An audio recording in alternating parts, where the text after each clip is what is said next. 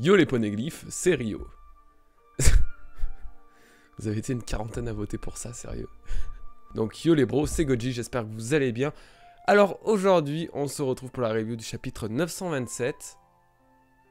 Et puis ben c'est tout, allons-y. Alors, dans ce chapitre, on retrouve Sanji, Usopp, Franky ainsi que Robin pour la première fois depuis de longues années. Donc voilà, ça fait plaisir de les revoir un peu ensemble, ça fait très longtemps. Tout était bien censé se passer et bien évidemment, il y a eu quelques petits soucis. Un conflit a eu lieu à cause de Kyoichiro. C'est l'un des personnages qu'on avait découvert au chapitre 919, je crois, qui donc parlait pour la première fois des 9 samouraïs d'Oden, les fourreaux rouges d'Oden, pardon, ainsi que du coup toute la légende liée à Toki, justement encore une fois la femme d'Oden. Ce type est apparemment un yakuza, il dirige l'île en quelque sorte, et de ce qu'on a cru comprendre, finalement Sanji n'était pas autorisé ni à accoster sur l'île, ni à vendre ses soba. Bien évidemment, après l'attaque qu'il a reçue ainsi que la dégradation de son stand de nourriture, Sanji n'allait pas laisser passer ça, encore heureux, il est quand même pas totalement con, et donc il passe un peu à l'action. C'était pas fou, c'était très court, mais on a eu l'occasion du coup de voir Sanji mettre à terre d'un seul coup de pied un homme du coup de ce Kyoichiro. Et oui, quand on est fan de Sanji, on se réjouit de la moindre petite action venant de lui. Maintenant, c'est désormais, c'est le One Piece, le truc, c'est tellement rare, c'est... Voilà, c'est ça, All Blue. Donc moi, il m'en a fallu peu, et j'ai été content de le voir un peu passer à l'action, surtout qu'il y avait de très belles cases à son sujet. Donc bon, tout ça, il est clair que ça aura des conséquences pour la suite, mais on va en reparler un peu plus loin justement dans la review. Juste après ça, on découvre en fait Toko, une petite fille à l'expression ultra bizarre, et ça, je voulais en parler depuis quelques temps, mais à l'exception de Momonosuke et Otama, si vous regardez, absolument tous les enfants de Wano Kuni sont bizarres, ont un character design bizarre, réagissent bizarrement, il n'y en a pas un de réellement normal. Tu regardes dans, je sais pas, peu importe, tu regardes parmi les paysans, il n'y en a aucun qui a un design qu'on a pu voir auparavant, dans leur attitude ils sont aussi tous bizarres. Donc moi je sais pas, c'est un truc qui m'a choqué, il y a de ça quelques chapitres déjà, donc je sais pas s'il y a vraiment quelque chose à en tirer ou quoi que ce soit, mais en tout cas ouais, je le redis, je trouve les enfants de Wano Kuni bizarres, voilà. Je suis désolé, je ne comprends pas pourquoi moi non plus, mais c'est comme ça. Cette petite fille explique qu'aujourd'hui c'est la parade d'une courtisane de haut rang, et elle s'appelle Komura Zaki. Alors cette description à cette femme m'a énormément fait penser justement à Bois Hancock, qui est elle-même adulée autant par les hommes que par les femmes, et qui a une beauté littéralement inégalable, que ce soit sur son île, ou même dans le monde. Au sujet de cette courtisane de Wano, on n'en parle pas d'une beauté planétaire, mais en tout cas voilà, vraiment une beauté qui semble sortir de la norme. Et c'est une chose qu'on va justement très vite découvrir, parce qu'une fois que cette courtisane se montre aux citoyens de Wano, bien sûr nous ne la voyons pas encore une fois, ils tombent tous dans les pommes et semblent être inconscients, un peu à la façon justement de Bois Hancock. Alors est-ce qu'on peut vraiment y voir un lien entre elles, une sorte de relation familiale ou autre? Je ne sais pas, c'est peut-être juste un parallèle avec Oda, mais c'est vrai que on sait que les femmes de Amazon Lily peuvent justement partir, quitter l'île pour l'amour tout simplement. Donc pourquoi pas une femme venant de cette île, même si bon, ça paraît un peu compliqué, mais le parallèle est pas si mauvais, parce que on peut remarquer que l'architecture justement sur l'île d'Amazon Lily, de l'île de Bois Hancock, a justement l'architecture de toutes les structures des bâtiments est très japonaise, et du coup, est-ce que le fait que ces structures soient si asiatiques, on pourrait y voir un lien avec justement Wano? Je n'en sais rien, peut-être absolument pas, je me plante peut-être sur toute la ligne, mais en tout cas c'est vrai que c'est assez étonnant de la part d'Oda d'avoir mis une structure si particulière justement sur Amazon Lily, pour que finalement en fait on retrouve quelques années plus tard sur Wano. Donc est-ce qu'on pourrait y voir un lien? Je ne sais absolument pas, mais why not, vraiment. Bon, ce n'est pas tout, il y a encore plus important. Robin est enfin conviée à rencontrer le Shogun, et c'est donc l'objectif qu'on lui avait assigné, c'était le but, le devoir qu'on lui avait assigné en arrivant sur Wano. Donc elle va enfin pouvoir rencontrer le Shogun, et donc justement essayer de capter quelques informations, et donc découvrir certaines choses qu'elle donnera justement au Mugi, donc jouer l'infiltré, la top. Et là justement, en parlant du Shogun, le chapitre se clôture enfin avec l'apparition furtive de donc deux personnages. On y retrouve donc Kyoichiro qui réagit face au brouhaha que a causé Sanji et Franky, et qui va semble-t-il contacter donc Queen pour obtenir des assassins afin que justement il s'occupe de Sanji. Et finalement, la véritable identité de Orochi, le shogun de Wano Kuni, est enfin révélée. On ne voit que sa silhouette, mais ce dernier semble lui aussi posséder un fruit du démon en rapport avec le dragon, car la silhouette qu'on voit de lui, ben en fait on y voit pas moins de 5 têtes de dragon, asticotant, gigotant un peu dans tous les sens, et donc qui semble bien être Orochi. Alors, revenons désormais sur quelques points intéressants de ce chapitre. Alors moi je voulais reparler vite fait des personnages mystères dans l'arc de Wano que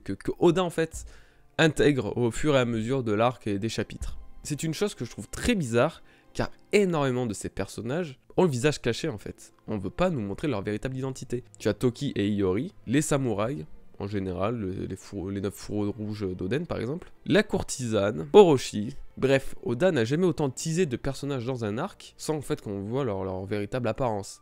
Et donc, là je me pose la question, pourquoi? Est-ce que ça a un lien? Est-ce que ça a une raison? Et si oui, dans quel but?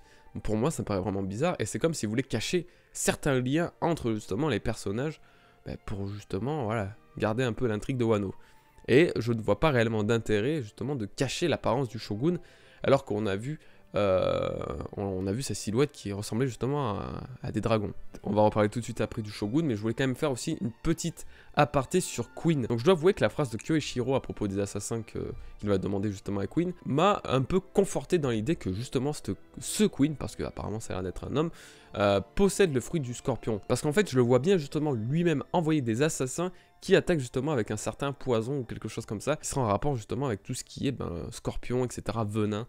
Donc je sais pas pourquoi j'ai eu cette impression quand on a parlé d'assassins venant de Queen. Mais voilà, en tout cas je pense que ça peut éventuellement conforter dans une sorte de petite idée sur le fait que Queen est un fruit du démon lié au scorpion. Peut-être pas du tout, hein, mais en tout cas voilà, ça me paraît aussi un petit assez probable dans le scénar. Et donc pour la fin, on a Orochi, donc le dragon. Alors il y a quelque chose d'assez intéressant, du moins d'étonnant, c'est que le dragon de Orochi semble être réellement inspiré du Yamata no Orochi. On en a déjà parlé à de multiples occasions, Nina en avait déjà parlé aussi. Et donc le Yamata Orochi, en fait il s'agit simplement du dragon à 8 têtes, et ça c'est très important à noter parce que ce dragon, le dragon d'Orochi n'avait pas 8 têtes mais 5, a été tué par Susanoo, donc l'un des dieux de la mythologie japonaise, et justement ce dragon cachait en lui une épée. Et c'était l'épée impériale qu'on connaît aujourd'hui qui est ressortie lors des sacres impériaux. Voilà. Alors moi, honnêtement, pour vous dire, Orochi, j'avais lu dans les spoils que ce dernier, du coup, pourrait posséder un fruit du démon lié au Yamata no Orochi. Alors, je sais pas si je divague ou quoi, mais j'ai un petit peu des doutes. Parce que je vois pas pourquoi Oda ne pousserait pas la référence jusqu'au bout, sachant qu'il a appelé le Shogun en rapport avec Orochi, donc totalement le Yamata no Orochi, etc. Pourquoi mettre que 5 têtes en silhouette alors qu'il aurait pu en mettre 8. C'est vrai que ça fait du taf en plus, ça c'est pas négligeable comme question. Est-ce que vraiment on peut se fier sur ce que nous montre Oda, sachant qu'il nous a pas montré quand même le Yamata, le Orochi, du moins le Shogun, il nous l'a pas montré, il nous a montré juste sa silhouette. Est-ce que tout son corps est réellement dragon? Est-ce que lui-même est réellement un dragon et il n'a pas simplement, on va dire, moi c'est un peu ce que j'ai pensé sur le coup, il n'a pas simplement un fruit du démon lié à l'hydre? C'est un peu con, ça n'a pas spécialement à voir avec la mythologie japonaise, je pense, même si j'ai pas vu énormément d'hydres dans la mythologie japonaise, même si je l'ai pas énormément étudié non plus, donc je peux me tromper, mais voilà, ça m'a fait un petit peu penser à plus une hydre qu'au Yamata no Orochi, sachant que le Yamata no Orochi était censé être quand même un dragon immense, vraiment immense, et là, c'est pas trop le cas pour le coup, il semble même relativement petit, donc est-ce que il s'agit réellement d'un dragon? Est-ce qu'on va réellement voir un nouveau dragon? Est-ce qu'on va réellement voir finalement, je sais pas, une création, peu importe. En tout cas, moi je pense que, je sais pas, j'ai pas l'impression que ce soit un Zoan, on va dire, mythologique lié au Yamata no Orochi justement. Je pense que là, c'est peut-être plus lié à une hydre ou quelque chose comme ça. Je sais pas, je peux me tromper clairement, mais c'est pas l'impression que j'ai eue sur le coup. Donc je voulais quand même vous partager cette idée. Si je pouvais avoir raison, tant mieux, mais sinon en tout cas voilà. Orochi semble posséder quelque chose, en tout cas un fruit du démon, un pouvoir lié au dragon. Et du coup, voilà, c'est fini, la review se termine là, le chapitre se clôt de cette façon, donc la semaine prochaine, pas de chapitre, il y en aura un la semaine d'après, et ensuite, il y en aura encore plus jusque début janvier, il me semble. Donc ce mois-ci, on va encore devoir se contenter que d'un seul chapitre de One Piece, et par la suite, ça va être de longues pauses, Oda va se reposer, tant mieux. Alors moi, d'un côté, est-ce que ça m'arrange? Oui et non. Ça m'arrange pas parce que il me faut ma dose de One Piece quotidien. Et d'un côté, ça m'arrange parce qu'en ce moment, on est en train de créer avec Nina, de faire un projet de malade mental. Ça va être le truc le plus ouf que j'ai jamais fait sur ma chaîne ever. Vraiment, même sur le YouTube francophone, on n'a pas eu ce genre de choses, il me semble. Donc voilà, Je vous tease un peu, parce que là les choses ont pas mal bougé. Mais en tout cas, normalement, d'ici la fin du mois, vous allez être assez étonnés, je pense. Voilà, je vous dis pas plus, vous allez être assez étonnés. Et j'ai vraiment hâte de voir votre réaction face à ça. C'est quelque chose qui nous tient vraiment à cœur. On se démène pour que le projet soit énorme, pour qu'il soit à la hauteur de ce qu'on veut vous proposer. Et franchement, je pense que vous allez être surpris, agréablement surpris. Et on a très hâte, vraiment. Sur ce, bah voilà, je vais vous laisser de cette façon. Si jamais vous voulez me soutenir via Utip en regardant une petite pub gratuite, eh ben, écoutez, je vous invite à le faire, le lien est dans la description. Si jamais vous voulez éventuellement acheter un t-shirt comme celui-ci et ainsi donc aussi me soutenir, m'aider, voilà, vous pouvez le faire sur le site de Pampling avec le code de réduction GOJIRDP. Et donc voilà, c'était mon petit instant promo. Je vous remercie les bros de m'avoir écouté, d'avoir regardé cette vidéo. Je vous dis à très bientôt et puis peace. Ciao les bros.